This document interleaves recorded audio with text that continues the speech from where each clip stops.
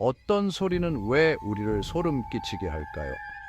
왜 특정 소리가 우리의 마음 깊숙이 공포를 불러 일으키는 걸까요? 삐걱거리는 문소리, 갑작스러운 비명, 이 모든 소리는 우리를 긴장하게 만듭니다. 밤의 숲속 적막함은 우리 안에 원초적인 공포를 불러일으키곤 합니다. 어둠 속에서 들리는 작은 소리조차도 우리의 상상력을 자극합니다. 이러한 청각적 위협은 종종 비이성적이지만 우리의 본능적인 반응을 유발합니다. 우리의 심리와 생물학적 토대 깊숙이 자리 잡고 있습니다. 뇌는 소리를 통해 위험을 감지하고 반응합니다.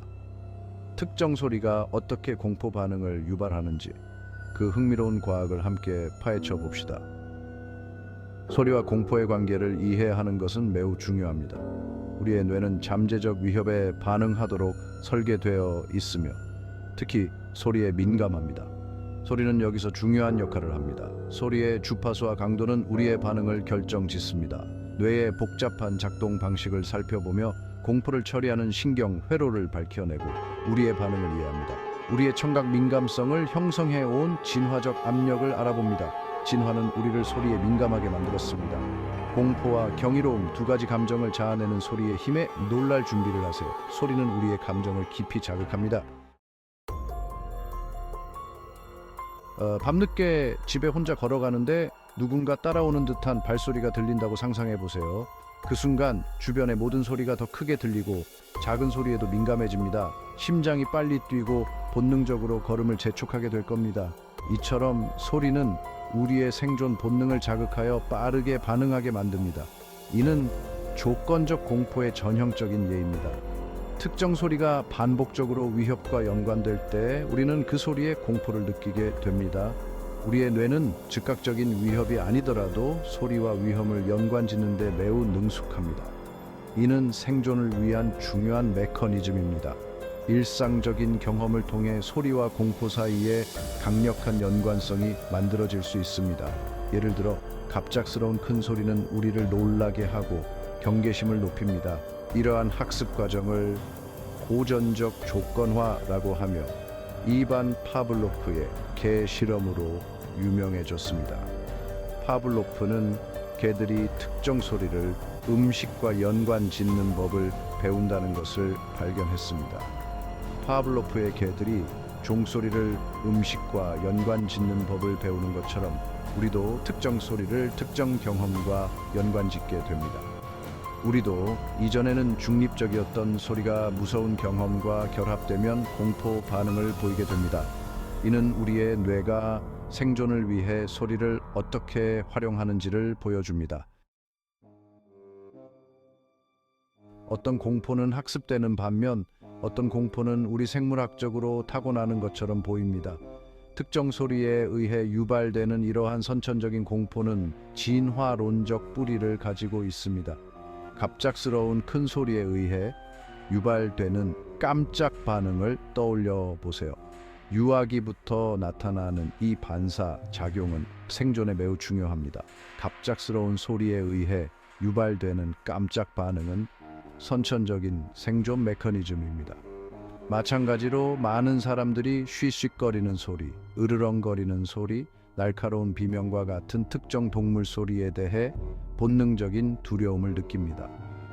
이러한 소리는 종종 위험을 알리는 신호이며 우리 주변에 포식자나 위협이 있음을 경고합니다. 우리 뇌 깊숙한 곳에는 편도체라는 작은 아몬드 모양의 구조가 있습니다. 이 오래된 뇌 영역은 감정, 특히 공포와 불안을 처리하는 데 중추적인 역할을 합니다. 우리가 공포를 유발하는 소리를 들으면 소리 처리를 담당하는 청각 피질은 편도체로 신호를 보냅니다. 뇌에 있는 아몬드 모양의 구조인 편도체는 공포 반응의 중추입니다. 편도체는 심박수 증가, 빠른 호흡, 스트레스 호르몬 분비와 같은 일련의 생리적 반응을 유발합니다. 이러한 투쟁 도피 반응은 우리 몸이 인지된 위협에 맞서거나 도망칠 준비를 하도록 합니다. 다섯 번째 섹션, 생존의 사운드 트랙 공포스러운 소리의 진화적 뿌리. 인간의 생존 본능은 소리와 깊은 연관이 있습니다. 공포 반응을 유발하는 소리는 임의적인 것이 아닙니다. 특정 소리는 우리의 신경계를 자극하여 즉각적인 반응을 유도합니다. 이러한 소리는 종종 인류 진화 과정에서 위험을 알리는 신호였던 음향적 특성을 공유합니다. 초기 인류는 이러한 소리를 통해 생존 가능성을 높였습니다. 예를 들어 갑작스럽고 큰 소리는 나무가 쓰러지거나 포식자가 접근하는 것과 같은 위협을 나타냅니다. 이러한 소리는 즉각적인 주의를 요합니다. 자연에서 침묵은 갑작스러운 소리만큼이나 불안감을 줄 수 있으며 잠재적인 위험을 알립니다. 고요함은 포식자가 숨어 있을 가능성을 시사합니다. 마찬가지로 비명과 같은 고음은 우리의 주의를 끌고 공포를 불러일으키는 데 특히 효과적입니다. 비명은 긴급 상황을 알리는 강력한 신호입니다. 배경 소음과 쉽게 구별할 수 있고 멀리까지 전달되어 조기 경보 시스템 역할을 하기 때문입니다. 이러한 소리는 우리의 생존 본능을 자극합니다. 여섯 번째 섹션, 실험실을 넘어서 소리에 의한 공포, 실제 사례들. 소리에 의한 공포의 영향은 실험실을 훨씬 뛰어넘습니다. 공포 영화에서 소리가 사용되는 방식을 생각해 보세요.